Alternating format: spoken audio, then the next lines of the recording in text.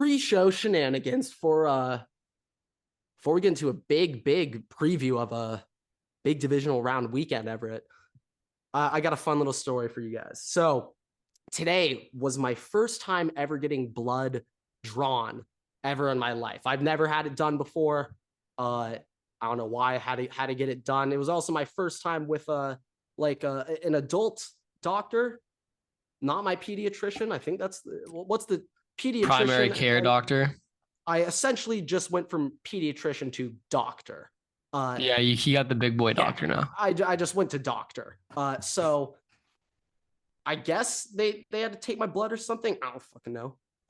But when I was first asked, the nurse comes up to me, and I didn't know that I had to get my blood drawn. Okay, like I always surprise you with that one. No, I was not aware.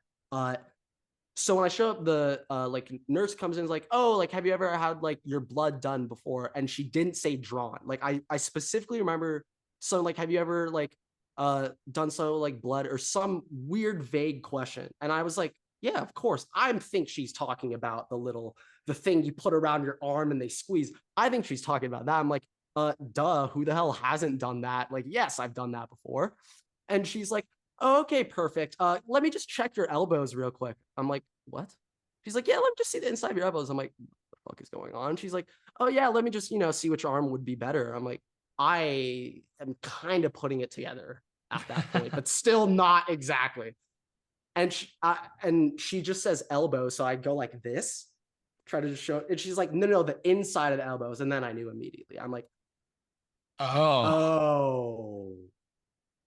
Didn't know it was that type of blood thing. And then I immediately knew, and she was like, oh yeah, the inside. I'm like, oh fuck. But anyway, then she gets to the process of, picking which elbow, and she's like, oh, let me just feel that. And then she grabs the inside of my right weenus and just starts shaking around like, this is it. Was this the weenus you priorly hurt? No, this is the weenus I had a zit on, and it okay. Literally the most excruciating pain of my life. But she jabbed me right there. There's still a little mark. I'm not sure if you guys can see it. Yeah, your elbow's probably feeling nice and sore right now.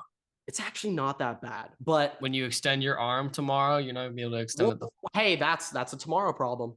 But she picks my right arm, squeezes. She's like, yeah, this is the vein. I'm like, oh my fucking God, or whatever the hell.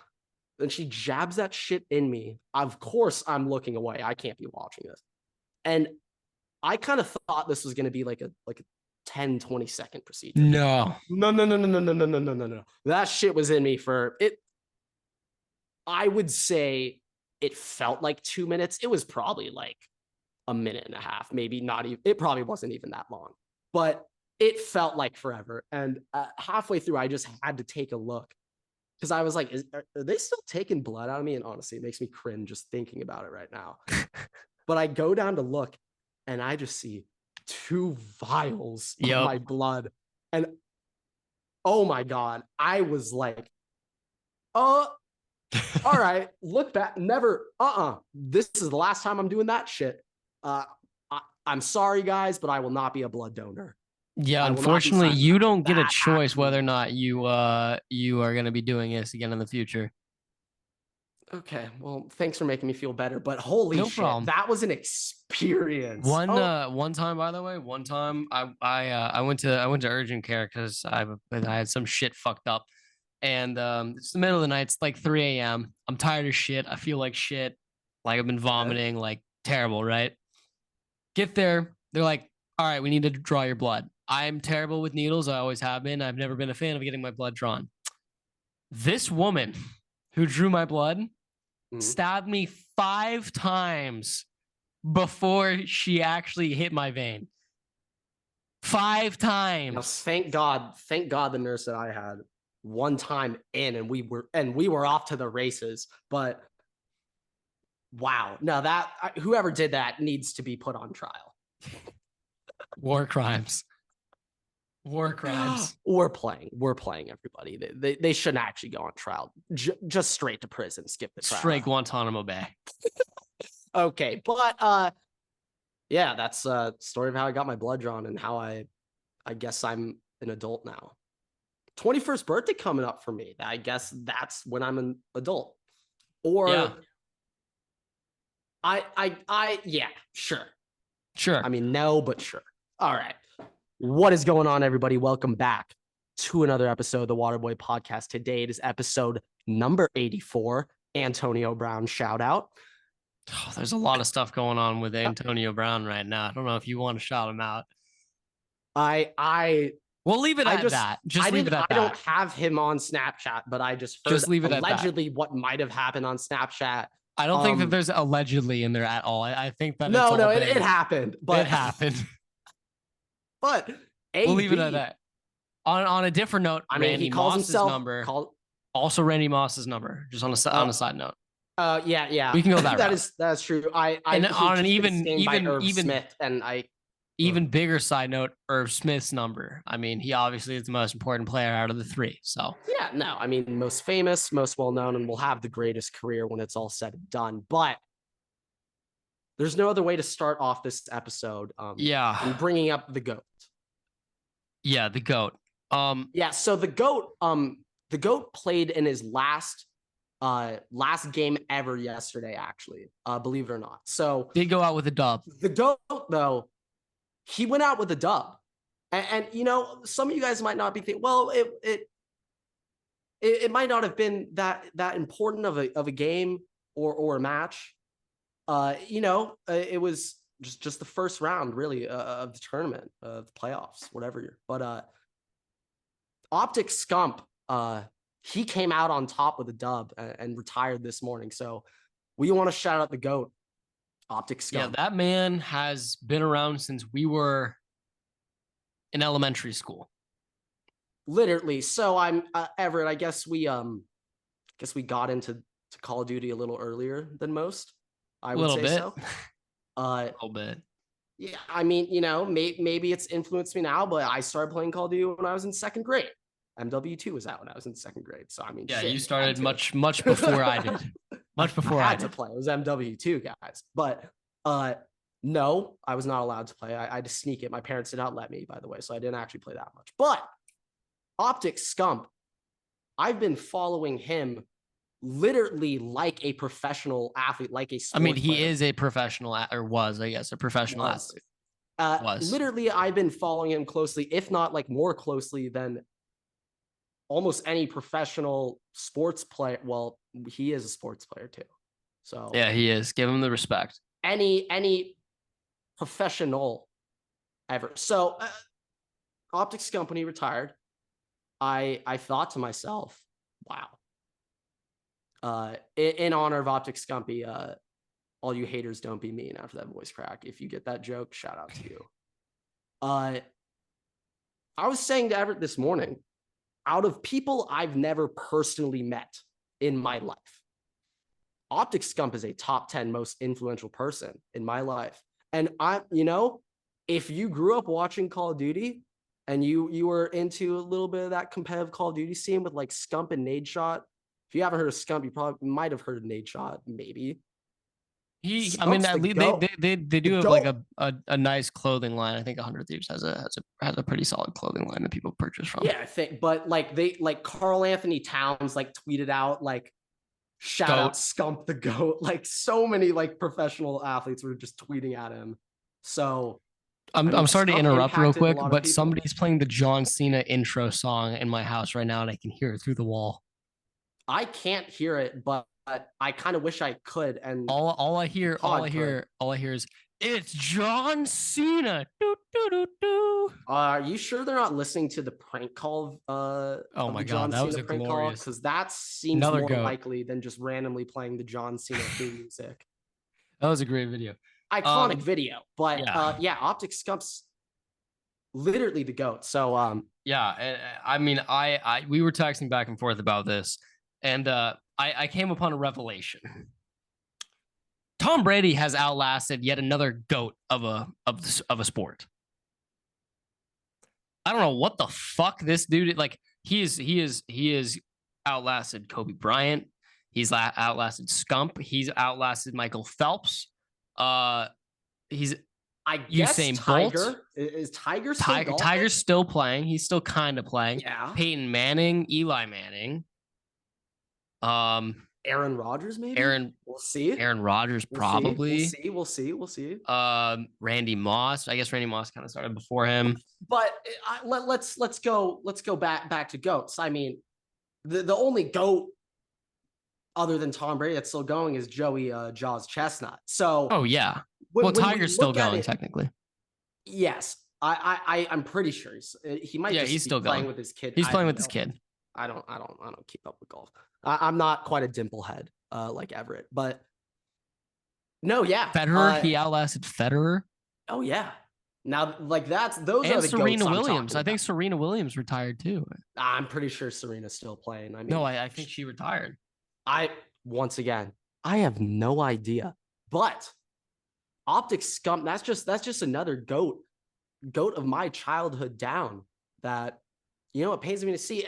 And you know, whatever, this could be a clip. I'm going to list my top 3 most influential people that I've never met in my life. Okay.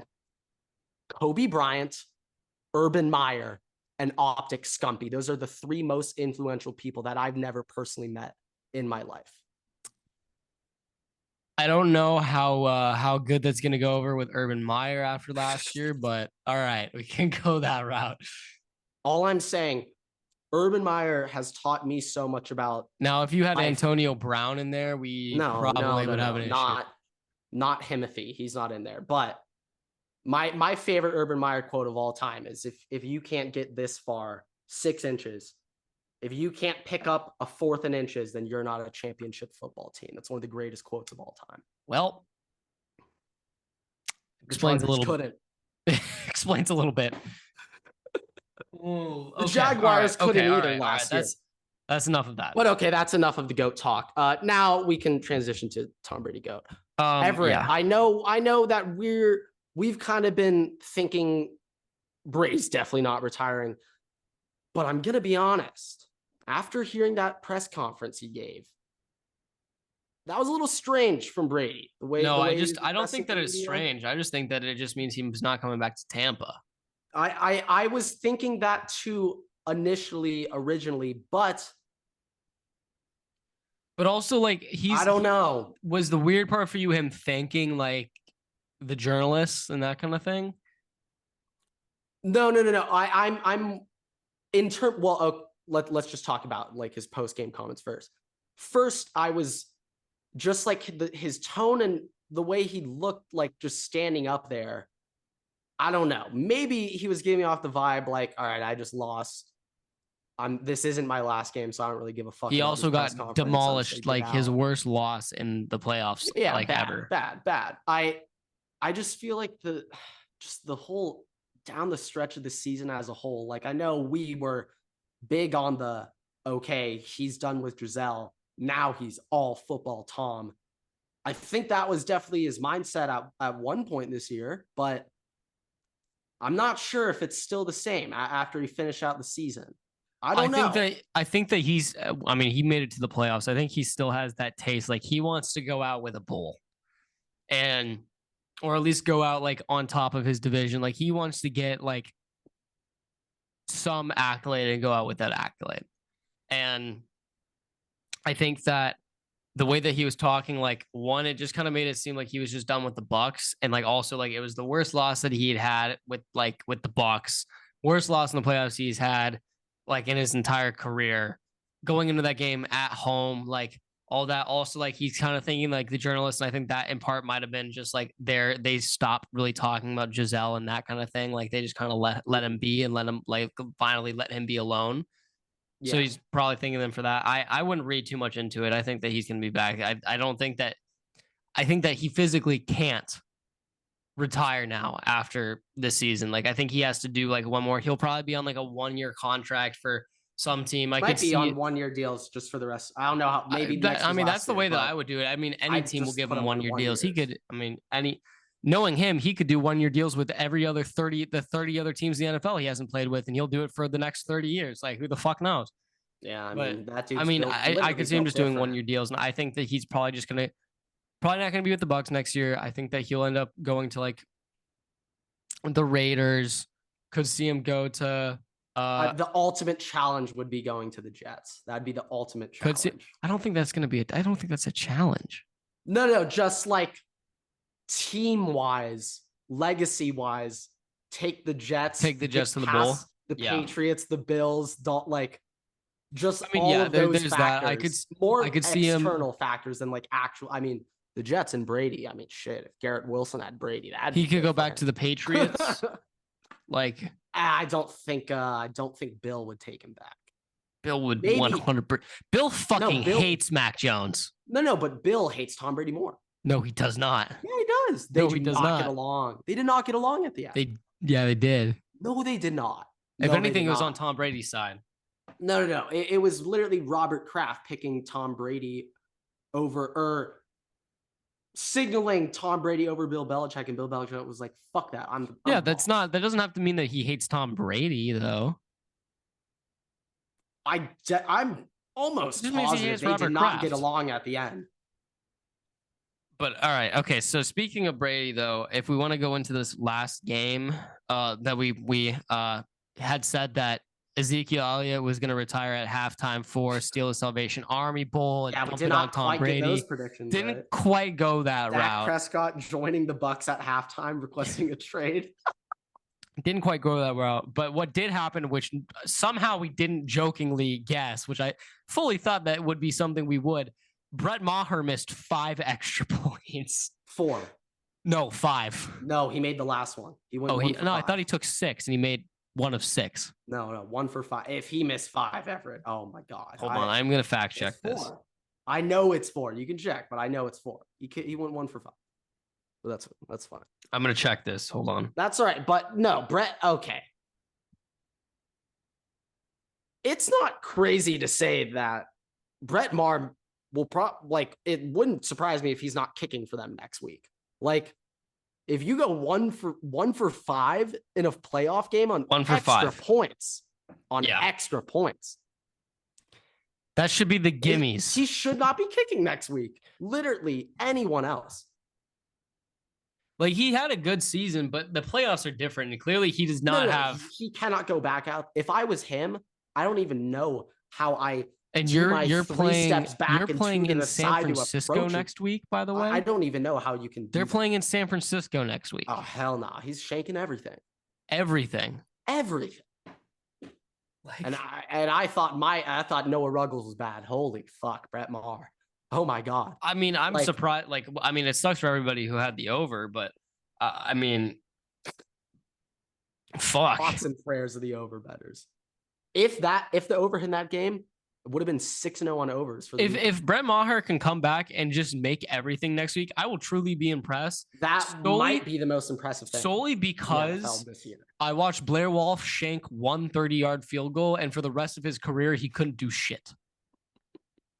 I mean, to be completely honest, like Noah Ruggles, if I was him, I don't know if I could ever kick a football. No, anytime you look at the goalpost now, you're going to see that fucking kick. You're traumatized. You just hear wide left.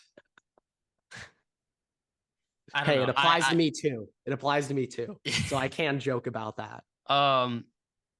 Yeah, I think everybody kind of came into this game thinking that like the Bucs were going to come out and I mean, we were definitely high on that train, but I mean, the Cowboys just looked so bad past couple of weeks, and Dak looked so fucking bad last week of regular season. Like, he threw a pick in every single game for the last 7 weeks. Yeah, and then he just throws 4 touchdowns, no interception.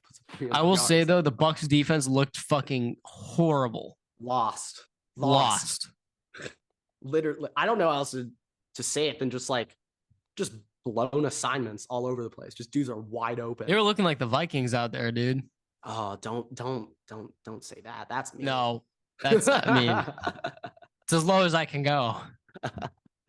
Yeah. But on to the other goat of this generation. Did Aaron Donald casually retire over the weekend? I'm actually kind of surprised we haven't heard more about that. Yeah, there really hasn't been much coverage. And there also has been like no update on it. Like nothing from his agent, nothing from him, nothing from the Rams. I haven't heard anything. And like I I think I might have just been scrolling through Twitter and saw like Jalen Ramsey tweet like some like sad face or something, or like it's going out like this or something. Maybe He something a little changed his like strange. profile bio to like former defensive No, lineman. no, yeah, but I was saying Jalen Ramsey was also like tweeting some weird cryptic shit. And I don't know if he was commenting on Do Aaron you Donald also think retiring or though not. that like was that before or after Sean McVay said he was coming back? It was, I think it was after. I mean, I don't know. Like, who knows? It might, Aaron Donald, like, it got leaked, what, yesterday or 2 days ago? No, it wasn't leaked. Like Or no, no, I'm saying the screenshots of him. Like, I'm not sure how long he it had that happened up. like it happened on Sunday. Okay. Yeah, that was after McVay said he's coming back next year. So then I really don't know But why. that was up in the air. I really don't know why that happened. I'm not gonna lie. Interesting That is move. I don't know. like I know that he was. I mean, I wouldn't be surprised if he retired at this point. To be honest, like I can fully see that happening. Also, looks like Sean McVay really doesn't care. Like he's coming back, but he told all of his staffers that they can go and get other jobs.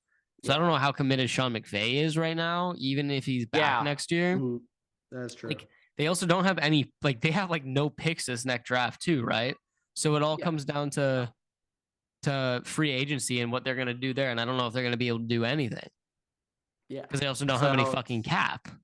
yeah. And they don't have any picks to trade. So, I mean, if I'm Aaron Donald, like I probably wouldn't want to go to any other team. I've made millions of dollars. I can chill in LA. Like I don't need to sell my house. Why not just retire? I got my Super Bowl ring. Like yeah. I Yeah. like I wouldn't be surprised. And also like if Sean McVay clearly doesn't care, he's telling his staffers to all they can all go look for other Yeah, it's jobs if they weird, want to. weird in the Rams right now. There's Weird some stuff going on. what is going on in Los Angeles? What is going on? Speaking of what's going on in Los Angeles, Joe Lombardi was fired. Oh yeah, We're that's making what's some going really on. cringy transitions here, and like they're all unintentional. No, I actually thought that one was perfect. I definitely think the listeners will get a kick out of that Like transition. these are But all Joe like Lombardi really out, quarterback coach Shane Day out, and then linebacker coach out. So Chargers are making moves already. Everett, what about the Vikings? And when they fired Ed Donatel already, right? They didn't. no, they did Everett, not. what's going on? I don't think anybody. Oh, I don't even know if no, no, Kevin no. I know O'Connell what's going knows. on. I know what's going on. I know what's going on. Ed Donatel, he he's going to retire this weekend, but he wants to build up and he wants a week. He wants a week worth of people saying, please retire, Ed, do it for us. So he can get some type of praise He wants on his way out. some Some positive type of comment, positive some vibes when positive. he goes out. Yeah, I don't think he's gonna get that. I I also think though, there will like be at least one Vikings fan that says, thank you so much for retiring. You have helped our franchise. I think there will be the at least one Vikings person. would post. They would post a thank you Ed Donatel kind of thing, like the Texans did for Lovie Smith. Yeah, that My will be God. enough for him. But he's going to retire this weekend. I mean, I fucking hope so. The issue now is if he doesn't retire, he is retained on staff. Like I could fully see Kevin O'Connell being the guy. He's just like kind of too nice. He doesn't want to let anybody go. He doesn't want to make those tough decisions, and he keeps everybody on staff. And he's just like, we didn't have the players, the right fit for that scheme. Even with that said, you had some of the, I mean, at least going into this past year, preseason, right? You had some of the top players in the NFL at their position groups, or at least thought so. Harrison Smith, Eric Kendricks, Daniil Hunter, Zadarius Smith, Dalvin Tomlinson, Jordan Hicks was thought to still be one of the better linebackers, right? So Patrick Peterson was still thought to be pretty good. Like, so you have all these players that have notably done well across the NFL in their careers. There's a little bit more to that than them just sucking ass. They have to suck ass in your system because your system is ass. So I think that that's futile. If you want to keep a 3-4, that's fine. But also don't be sad when the star players you want to keep, not saying that they should be kept, but that you would want to keep are like, nah, fam, we good. They dip. Yeah. So Vikings definitely got to make some moves. This literally reminds me a lot of Ryan Day at Ohio State and how he kept Al Washington, how he kept Also, though, all like these guys there's on like staff, and people then have finally made the change. people have like a Harry strong Coombs. connection with their like first draft pick. Like that's the thing, like GMs and their head coaches, like the first draft pick they ever pick, their first rounder, like they always like stick with that guy. Like that's their boy. Like for Mike Zimmer, it was Anthony Barr. Like that was his child. Like no matter how shit he was going to be on that team. Mm-hmm. I feel like that's Kevin O'Connell with his staffers though. Like his first defensive Could be. coordinator, his first offensive coordinator, like they, unless they retire or leave the team because of other opportunities, they will not be fired. And I think that that is a fucking terrible thing. Yeah, no, we were talking about it last episode, but Kevin O'Connell, we're gonna judge him more on the defensive moves or lack of defensive moves he makes and what he allows to continue happening on defense. Like if you're an offense guy, your offensive play caller, you're kind of giving the whole defense to the DC. You're kind of letting them run the whole show. You're not really involved like much on a play-to-play basis, like with the defense, like in game. What I'm saying, you're more focused on your offensive game plan if you're play calling. So with that like perspective, Ryan Day was letting Kerry Coombs run just this fucking awful defense for 2 straight years. And Kevin O'Connell was letting Donatel run the whole show last year. So if he lets it happen again, Everett, there's going to be angry mobs, pitchforks, and fucking torches outside of Kevin O'Connell's house. That says a lot because Minnesotans are normally very just passive. No, I was obviously exaggerating there, but like, I mean, I wouldn't be surprised though, because the one thing that we care about the most out of any sport in Minnesota is the Vikings. Don't really give a fuck about the Timberwolves. no, yeah, Don't really give a fuck about the Twins because I mean they're both bad. We care about the Wild, but also like you have to be like true Minnesotan to really care about the Wild. Yeah, yeah. Like so, Vikings, I follow the Wild. Everything. The Wild are like my hockey life, team. Man. I know like 2 players on the team. Like I'm not a true Minnesotan through and through. So like that's the difference. They are my hockey team, but I do not watch them unless I go to a game. I feel like there's a large portion of, correct me if I'm wrong, but there's probably a large portion of kids you knew that just grew up playing hockey. Yeah. And if that's the case, then you're probably more likely to get into that shit. Yeah, no, for sure. So, I mean, we are like the hockey state, the state of hockey. Yeah. No, yeah, you're like the US hockey capital of the world. I mean, we do have the Minnesota all hair high team. School all hair playoff Literally team. like some of the funniest videos you can find on the internet. When I don't know when that is, but when it is, we'll have to do a segment we'll on it. We'll do a reaction. Yeah, no, we'll break it down. We'll rate all of the hairs. You know, all of their hair. Okay. All right. Let's transition here. Also, I feel like this might just be a shorter episode in general. No, yeah, it will be. It's okay. Let's transition. As I like literally get my mouth like on top of my microphone. Yeah, I'm assuming that gain is very low on you. I'm pretty sure it is. Yeah, because my mouth, if you look right now, it's touching. I am touching my microphone with my mouth. It's touching the mic. Yeah. Okay. Let's go through this next week's set of games. We did not go 60%. I went 60% last week. You did not.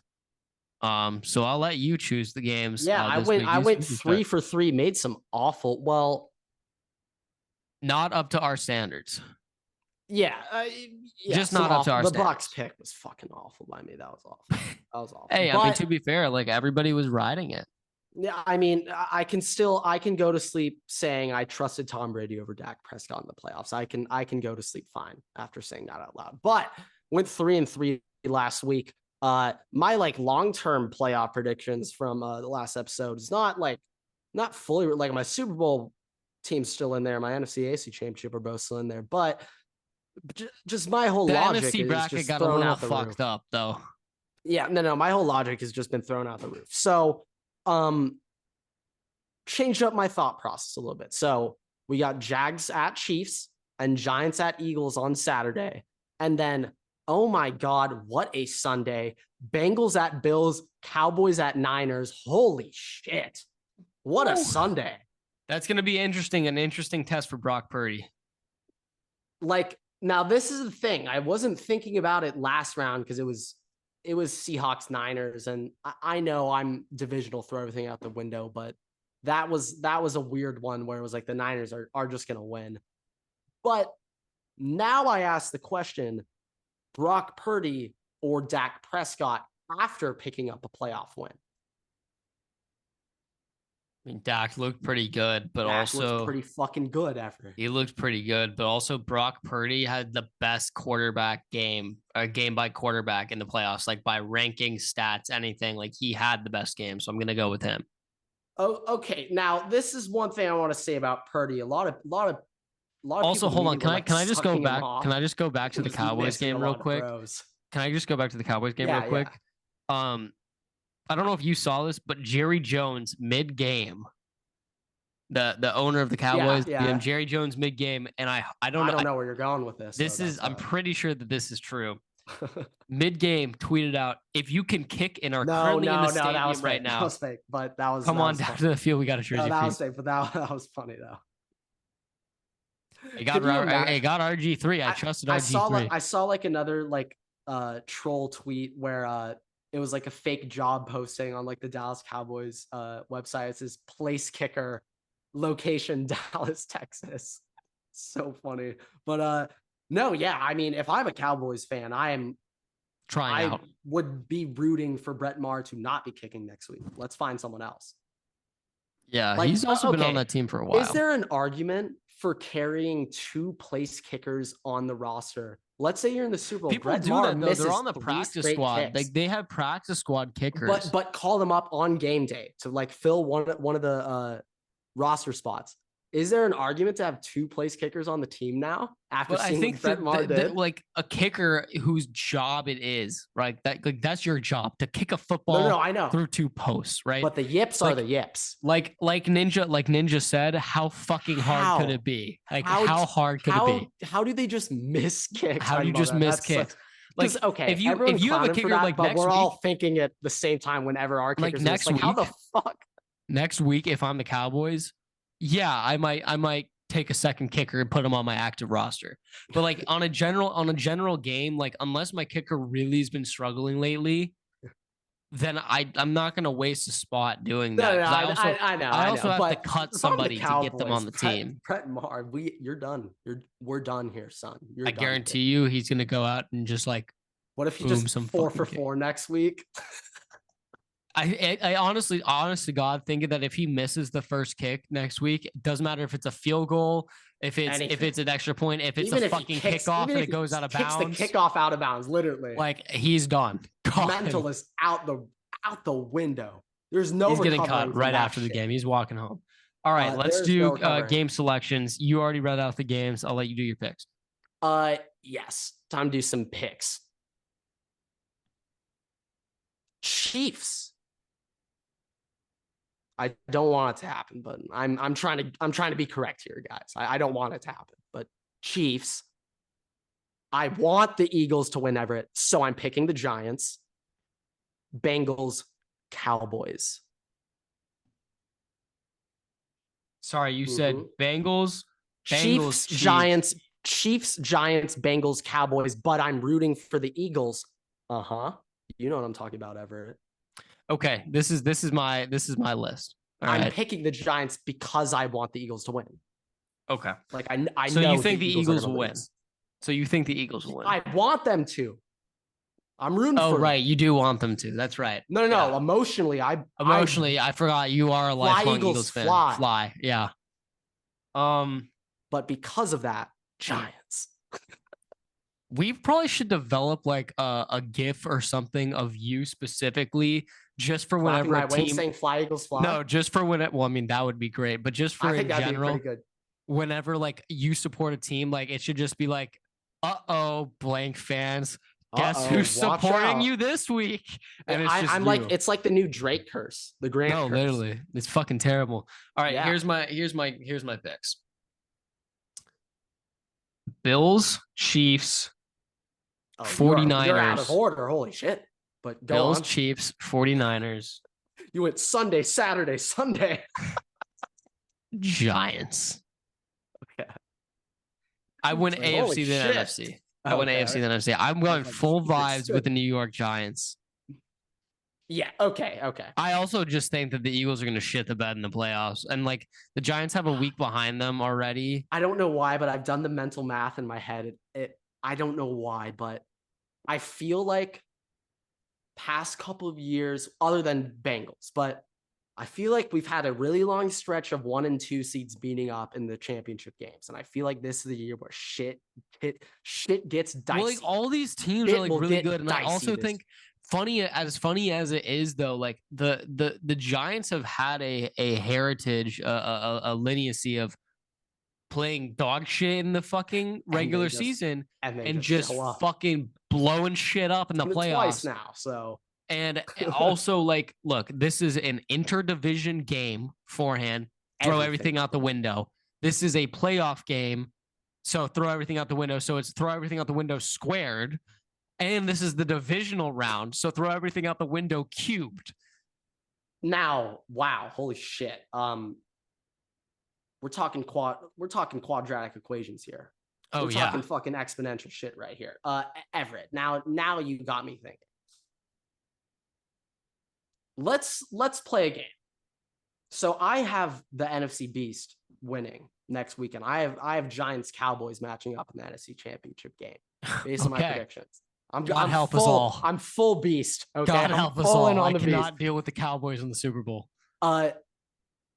Whoa. Giants would 100% beat the Cowboys in the NFC Championship game. I fucking hope so. But now that you said that, they'd lose. Would. Now that you said that, they're going to lose if that happens. No. I'm rooting for the Cowboys. I want Zeke to win. I'm sure you do. Super Bowl, bro. And Noah Brown. Giants, I got no connections with them. I hate Giants players. Kayvon Thibodeau, public enemy number 1. Penn State, fuck Saquon. You don't fuck with Danny Dimes?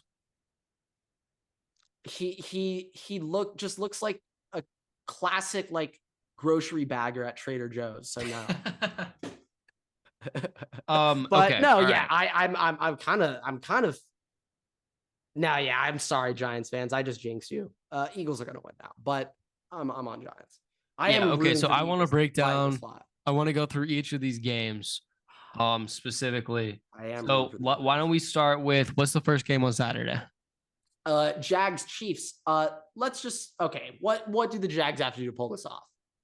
I think first things first.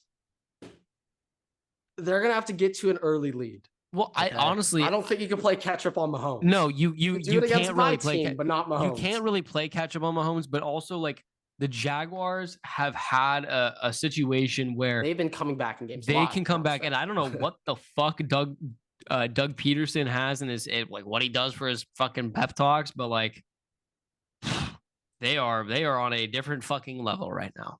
I guess if you ask Jackson. Now here's the thing. Also, by the way, another revenge game this week. Jaguars have played the Chiefs. Jaguars lost to the Chiefs 17-27. Oh, okay. Middle of the season. Just keep in mind, like, hard to beat a team twice. Lawrence is pissed.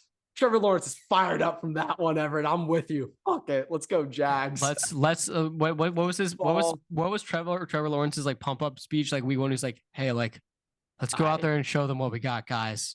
I don't consume any Trevor Lawrence media. Trevor actually had a pretty good game. He went 29 for 40 that game, 259 yards, 2 touchdowns, no interceptions, but he was sacked 5 times. Well, the Chiefs, you can put up points on them. Like, that is possible. Like, that it is possible to do. It's just, I'm very curious. It seems like the thing is going to be on. It's going to be on the defense.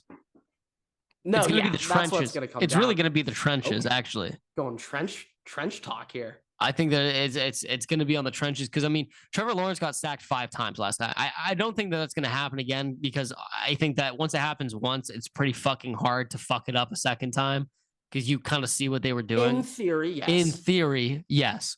So if that's the case, I mean, like you can bring something new against that Chiefs O line, hopefully get some more pressure. And obviously their players have developed a little bit more since that last game. They've gotten some more pressure. They were getting some pressure on your guy, Justin Herbert, when they were They were playing. also blocking very well. They're, So, in my opinion, they held down Bosa and Mac extremely well. well, the refs did too, but that's a different story. You're going to be held if you're Joey Bosa. Yeah. So I mean, I see it being in the trenches, and I think that this will be a closer game. I also think Doug Peterson's like experience in the playoffs specifically is kind of like what people are underrating right now. Like I don't really hear, is giving the Jags a big. I don't really hear anything like about that. And I think that that's going to be the big thing. Also, going into Arrowhead, that's where they played already once this season. They played the Chiefs in Arrowhead, so they've been there. They have experience. I know it's the playoffs, so obviously it's a little bit different. It's a playoff atmosphere, but Arrowhead is always loud. Arrowhead is always. No. I know. I'm forgetting which pro was talking about it though. It might have been Tony G. I mean, I'm not sure if Tony G played in the playoffs when he was in Kansas City. I don't know. I could be wrong. I don't fucking know. But as a guy who played in Kansas City, I think it was him who was saying like it is different. Real quick, Kansas State upset Kansas in college basketball. Yeah, no, college basketball is nuts this year. The top blue bloods are not good. Like Duke, Kentucky are not good. North Carolina, who's returning everybody, they're not good, actually, believe it or not, Everett. It makes no sense. Their whole team's the same team as last year, and they're not good. Anyways, we'll be getting into college basketball talk soon. I'm gonna guess after the Super Bowl. After the Super Bowl. But we are an NFL podcast as the NFL reigns supreme. Football. Thank you. No, yeah, I do think Chiefs is just gonna be a tough. Yeah, but I think that people are gonna discount the Jaguars, and I think that it's gonna be a much. I like Jaguars game. plus 8.5. I really like that spread. I agree. Like at the minimum, give me Jags first half. Also, spread. like the Jaguars, you literally cannot start any worse than you did last week. Yeah, no, literally. If you're Trevor Lawrence, 4 picks in the first half, like it literally cannot be worse. You got your anxiety out. Like it was a really young team. Nobody has really any playoff experience. First playoff game, you got all those jitters out. Now you're just in go mode. And there's a bit of a factor like Lawrence versus Herbert, two of the young guys going up against each other first time in the playoff. Maybe there was a little bit of that pressure on him too. I do think though, if you're Trevor Lawrence, you got to be fearless in this game. If you're going to take down the Chiefs, you cannot play timid. You cannot play scared. If you're going to go take out Mahomes, you got to big dick energy. I need to see that out of T-Law. I need to see the next Peyton Manning. Okay.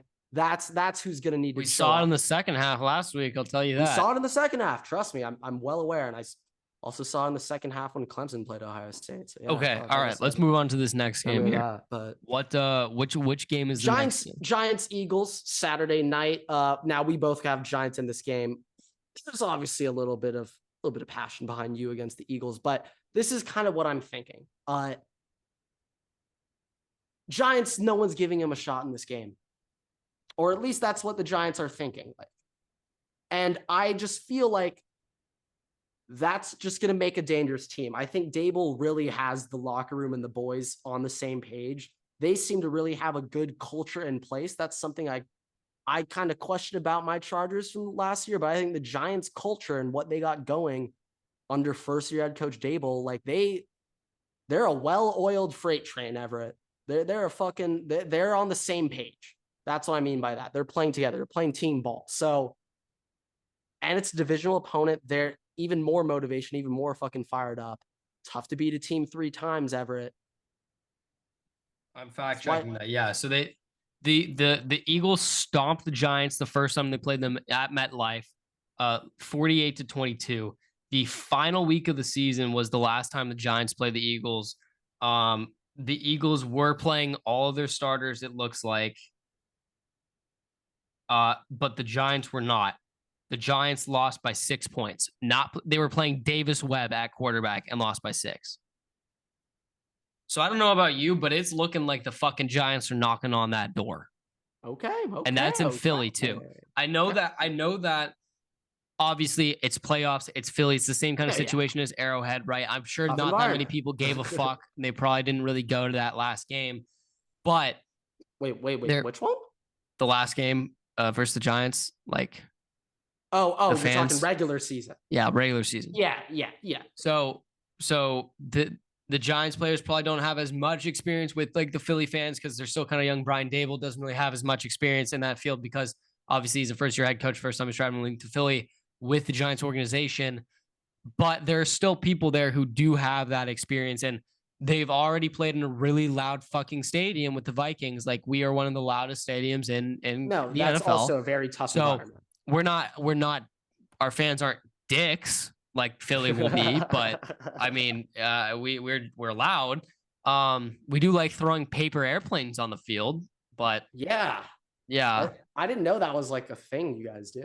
yeah. Was that just like a recent thing? They That's give us popped up this pamphlets year? every game, and every game we throw fucking paper airplanes onto the field, and every time some security officer comes and fucking yells at some kids who are doing it. Ruins the But fun, huh? so I mean, I have this as a vibes pick. It's really hard. It's hard to beat a team twice. It's exponentially harder to beat it 3 times, especially when the last time you played them, they were already getting up on you with their backup fucking quarterback playing, and their other backups like Saquon wasn't even playing that game, and they're riding the high right now. That's not an emotional win versus the Vikings. That is a playoff win. There is no emotional win like L next week kind of deal. Like there's none of that. You celebrate every single round when you move on in any league in the playoffs. Every single round when you move on, you celebrate. That's just a thing. But there's still a no, difference. yeah. But a lot of people are actually like, oh my God, Giants just played their Super Bowl. Huh? Now, they obviously treat the Vikings with a lot of respect, but I don't think the road's done yet. I think they treat the Eagles with more respect. And also on top of that, like this is an interdivision game. These teams know each other better than anybody else. They hate each other and they know each other better than anybody else. Yeah. If anyone, that's always my logic for those. Throw everything out the window. This could be a blowout for either team. It could be a total low scoring affair. You really don't know. Saquon could get 200 rushing yards. He could get 11. 21. Like, who knows? I still think I'm going with vibes. I'm going with the Giants. I also think that the Eagles are really overrated. I last time I saw them play in the playoffs last year, Tom Brady absolutely fucking dismantled them. That Bucs defense obviously was great last year, but also shut Jalen Hurts down. Like it looked like his, you know the video of the dude from Oklahoma State who was going like this, like his hands were like jittering. It was like the first year for like freshman quarterback. Oh yes, I know like exactly what you're talking. That's Jalen Hurts in the playoffs. His hand, he's going like this. Talk that shit ever. So, talk it. I'm not really concerned. Okay, Jalen Hurts might run for a decent amount. Jalen Hurts might come in and get a couple of passing touchdowns, maybe a rushing touchdown. But there's going to be some turnovers there. There's going to be some bad looks because when the lights shine the brightest on Jalen Hurts, he shrivels up. National championship game, playoffs last year, shrivels up. So give me the Giants. Okay, all right. Keep in mind, I will say this. I don't hate Jalen Hurts. I hate the Eagles organization, but Jalen Hurts has historically sucked ass in the playoffs and on any level. Yeah, he did get benched in the Natty and Tua came in and won it. But I'll give Jalen Hurts credit. The following year, Tua got benched at halftime. Jalen Hurts came in and won the SEC championship for Alabama. So I'll give Jalen a little something. But yeah, he hasn't shown the NFL yet. And I guess overall, but what happened when he was at Oklahoma too? By the way, well, that's different. Lincoln Riley defense with Alex Grinch. It's a whole different thing. He didn't have Alex Grinch there. He didn't have Alex Grinch. Alex Grinch from Oklahoma. Yes. Oh. Alex Grinch actually went from Ohio State to Oklahoma. So yeah, okay. I know Grinch. I know Grinch well. Do you have anything? Okay. Yeah, go ahead. Oh, I was just gonna go on to the Sunday games. You don't have anything for that game? That was it? You don't have anything for the Giants game? Pretty much I was just thinking like Kayvon's kind of came into his own. Lane Johnson's going to be coming back in his first game in a while. They're going to have to get the pass rush going. They're going to have to be in Hurts' face. They're going to have to shut down the run game. And I think Kayvon might have to play some also big Dexter ball. Lawrence, he had 5 pressures last week. Dexter Lawrence was fucking putting. I think we're ready. Okay, so I saw a lot of debate over the weekend. Quinnen Williams or Dexter Lawrence. I think right now people and Chris Jones are like the 3 top interior linemen. I guess Aaron Donald's out. So yeah. So don't flame me. Aaron Donald's retired, so he's not included. But out of just interior D linemen, those three are kind of the names a lot of people are floating around right now as top three. I might give D Law that nod over Quinnen. Dexter Lawrence Nast, okay? And I'll be honest, I fucking hate Clemson players. I don't like to give them props at all. Like Clelin Ferrell had some questionable, a questionable gesture he made in the 2016 Sugar Bowl against Curtis Samuel. Okay. You could look that up if you'd like. Clelin Ferrell, Curtis Samuel. Maybe just remember the Raiders drafted him for character. Just remember that. It adds up. I mean, Henry Ruggs, Damon Arnett. Okay, let's not go there. Oh, character picks. Bengals, Bills. Kayvon's got to step it up. All right, you're gonna end that last segment with the character picks for Damon Arnett and Clelin Ferrell and Ruggs. But okay, Bengals, Bills. Oh God. Bengals, Bills. Okay, now last game. First things first, I just want to say a lot of Bengals fans out there are saying, well, we beat the Bills in week 17. We were up 7-3 and we were driving. Now, that is true, and things were looking well for the Bengals. But if there's anything we've learned in the NFL this year, there's no such thing as a safe lead. That game was in Cincy too, wasn't it? It was in Cincy. That game was in Cincy. That game was in Cincy. Now, this one will be in Buffalo. A little bit different. Also, this is the way that this like. I don't really know how this will play out because obviously that game was in Cincy, but also Cincy kind of got screwed. Like they were in contention for the 1 seed going into that week. They could have gotten playoff advantage for home field over Buffalo. Could have gotten the 1 seed. Like there were so many opportunities that they could have had. A lot on the line there. Mm-hmm. Obviously, you can't complain given the circumstances, but you could be, in theory, upset given what you got from the NFL. So no, I think the Bengals have the right to be upset about the coin flip shit and how the NFL handled it. Like I think the coin flip was for Buffalo and the Chiefs. It wasn't for the Bengals.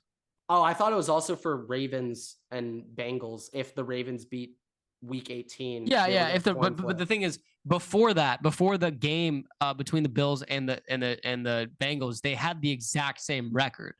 No, either of them could have been the 1 seed had whoever won that week won the next week as well, and the Chiefs lost. So the Bengals were in contention for the 1 seed, and if they won that game, if that game continued and they ended up winning it, not only would they be in contention for the 1 seed, they'd have the 2 seed right out. So outright. So they could be playing this game in Cincinnati instead of playing it in Buffalo, and I think that that's going to be extra motivation too. I just think the dynamic of this game is going to be really interesting because Buffalo still playing for DeMar Hamlin. It's a rematch of that game. There's going to be a lot of emotions flowing. There's going to be a lot of thoughts going. There's a lot of history and background information that are going to go into this game. So it's really going to be interesting just to see how it goes. At all. I would say like this technically counts as like a rematch game. Revenge game, but it's not really a revenge game. I'd say it still is a rematch because they still had to prepare for the other teams and they had some plays. So, and I mean, if anything, it could lead to a more entertaining playoff game because these teams didn't whip out everything in that first game, and they still have some shit that the other teams haven't seen at all. Still got some shit ready. I'm going Bengals over Bills here, Everett, and the whole reason I'm thinking about this is Josh Allen last week. I know he's going to have a bad turnover in this game. Okay. I know it's going to happen. Like last week they had a fumble and then Josh Allen also got picked. Like he's going to have some really, really careless play, but that's the risk you run with Josh Allen when he can have exciting long ass throws and really long runs and shit. That's the risk reward you're going to get. I feel like this Bengals team, I think Joe Burrow is just built a little bit different. I'm obviously pretty biased here. Like Joe Burrow's my guy, but I feel more confident in the Bengals than the Bills to put up points down the stretch when you need a touchdown, when you need to score. I'm more confident in Joe Burrow right now. I also like in general, I think this matchup kind of sucks from a fan perspective because really we want Two of the either of most these liked teams. teams in the If it NFL. could be the Super Bowl, like I'm sure We everybody want would be happy for it being the Super Yeah. Bowl, right? So that just kind of sucks. But looking at it like, okay, think about I'm just me thinking back, okay? The Bills have had multiple seasons where they've been eliminated last second play overtime to Yeah. go to the Super Remember last year Bowl, with the Chiefs? like heartbreaking shit. Yeah. And I've seen too many pictures of Stephon Diggs standing on the field watching the confetti fall. And I think that the Bills have needed a boost. They've needed something to kick them in the ass to get them over that hump. Like, why does this keep happening? What needs to change for them to do better? And I, honest to God, think that this horrific set of events with Damar Hamlin. Obviously, we're all happy he's doing better now, but I think playing for Damar and for what he stands for and for the team collectively, I think that that's the motivation that they've needed, that they've been missing. And I think that this is the year. And if they don't do it this year with that, if they don't do it in general, that's it. They're not going to make the Super Bowl if they don't do it this year. And obviously the Bengals, one of the best teams in the NFL, great offense, and the Bills defense got almost fucking waxed off the face of the earth by a third string quarterback last week. But Josh Allen, the Bills have still, Josh Allen has not lost in Buffalo, has not lost a playoff game in Buffalo. He got those pre-playoff, those wild card jitters out versus a division rival who knows their defense, who knows their offense, right? Mike McDaniel, great offensive guru, can manipulate stuff on the fly. Obviously, Zach Taylor's still a very good coach too. Joe Burrow's a great quarterback. But I think there's more on the line for the Bills this game, and they want it more. And that's the determining factor there. Now, I'm gonna pause real quick on the very last thing you said. I agree. Yeah, Buffalo's very motivated, of course. I mean, how could they not be? And not only just Damar Hamlin, but also they had a home game canceled and they had to play in Detroit. They on Thanksgiving, or not Thanksgiving, on Christmas Eve, they got stuck in Chicago. Their plane flight got canceled, so they had to spend Christmas Eve without their families just as a team in Chicago. So they've been through a lot this year. They've had a lot of stuff taken away from them. And like I 100% agree. Bills, yes, they're very motivated.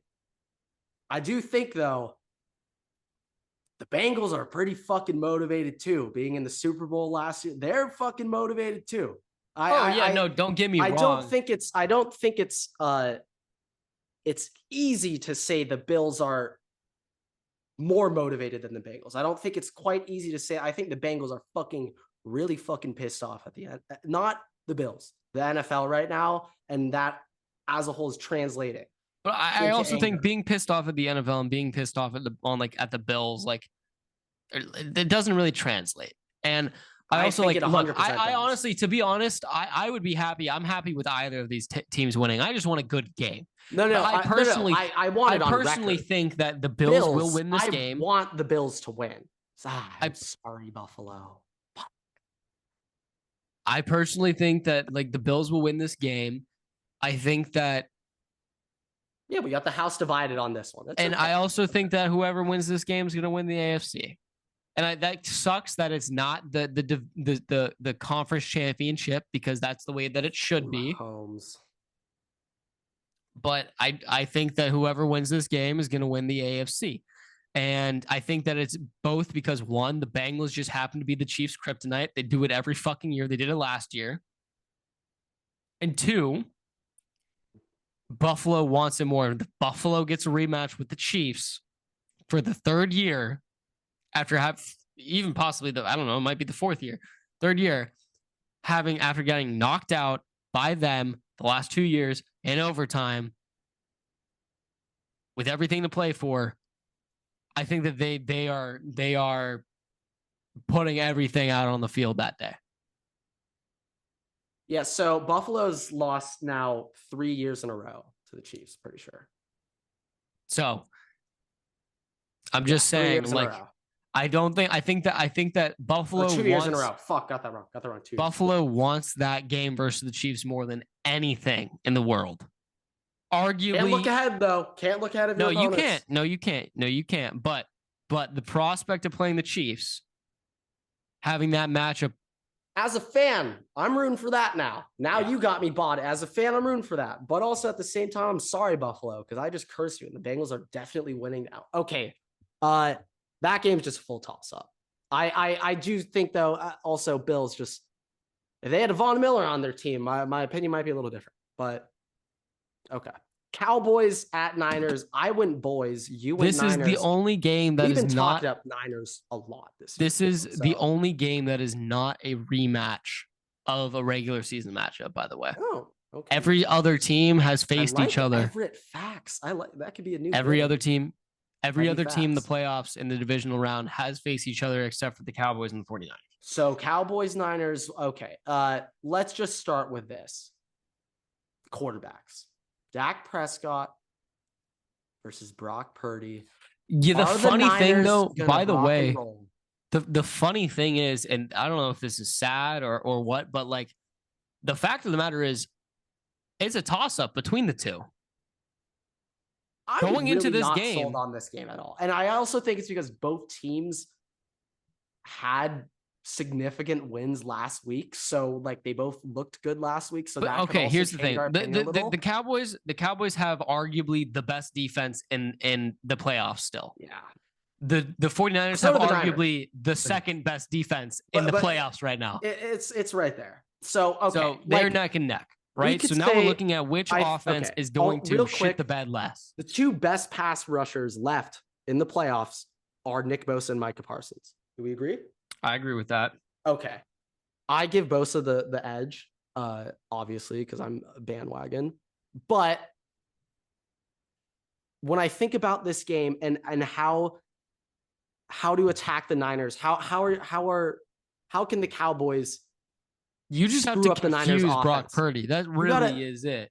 I think a lot of people are like confusing Brock Purdy. Like, yeah, they're gonna be changing coverages and shit, but they gotta get in his face and pressure him. But and also, let me ask you this, by the way, just a general statement.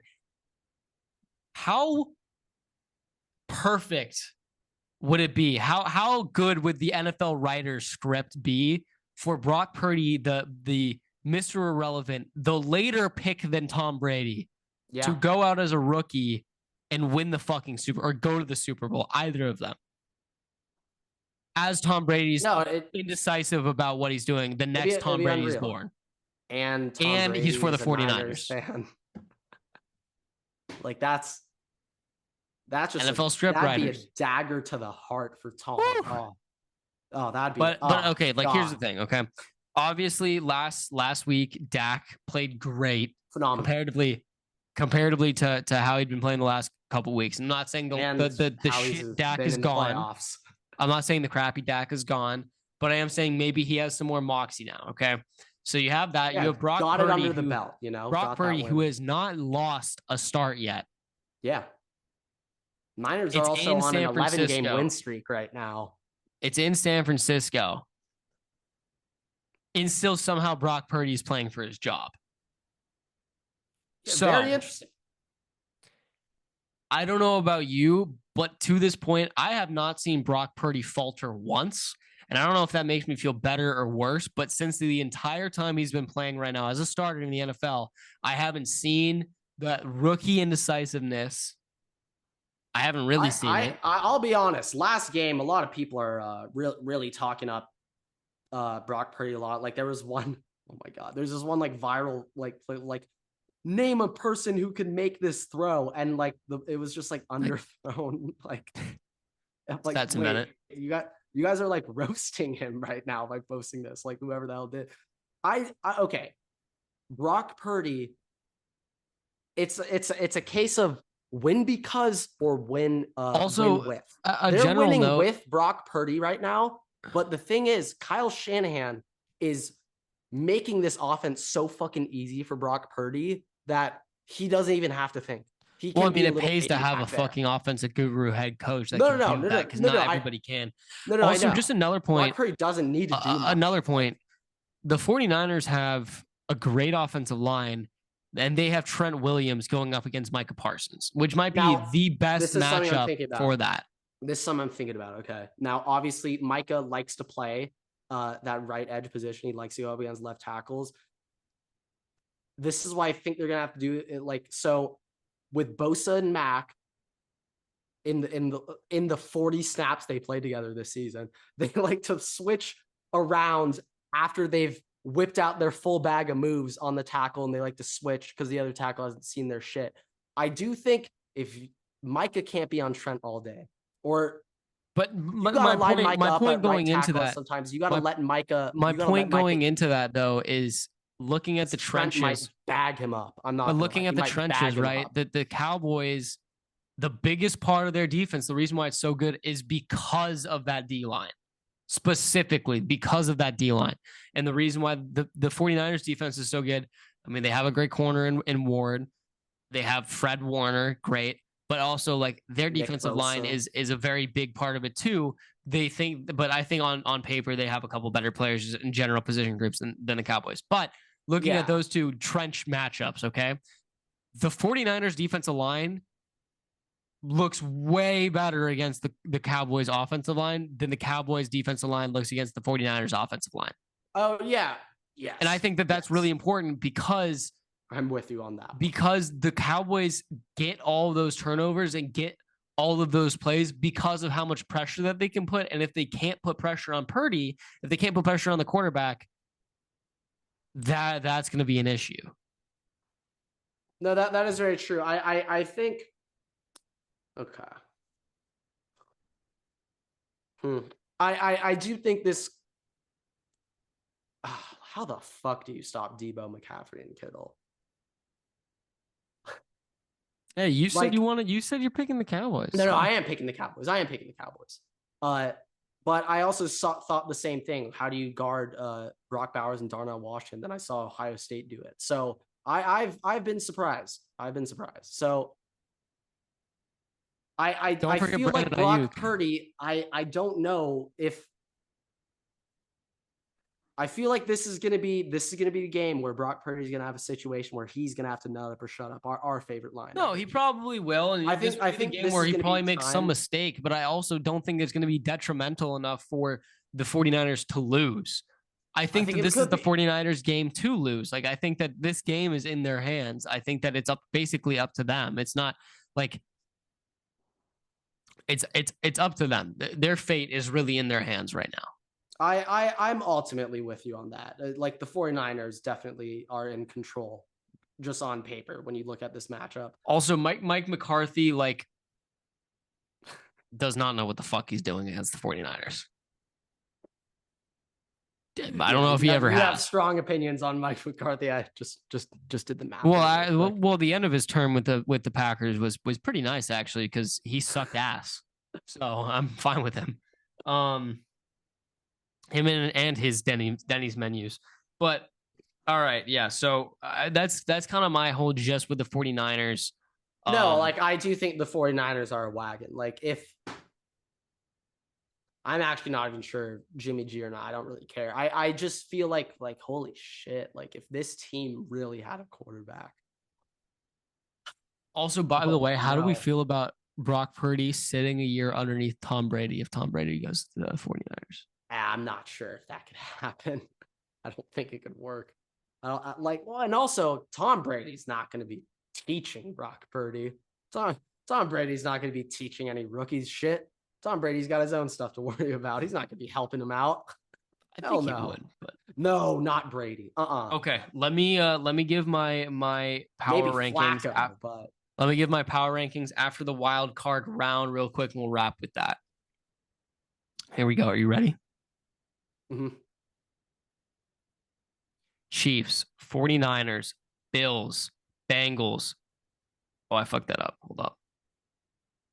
Chiefs, 49ers, Bills, Cowboys, Bengals, Eagles, Jaguars, Giants, Vikings, Chargers.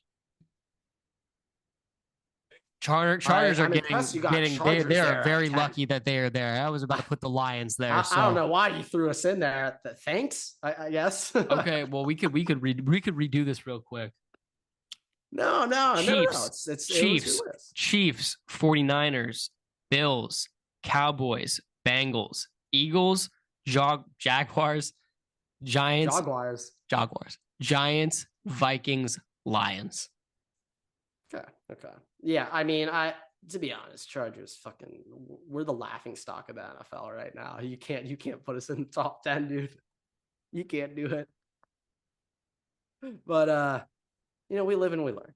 We move. With that, we move. Thank you guys so much for watching, listening. Rate us 5 stars on Spotify. You can find us on TikTok, YouTube, and on Twitter at WaterboyPod. Find our personal handles right here down below. I would say bring us on Delta Airlines, but it hasn't really been happening much. So you know what? Bring us on Amtrak. We're going to be Amtrak's personal podcast now. Okay. Really branching out there with our audience. Okay. Oh, yeah. But with that, Waterboy's out.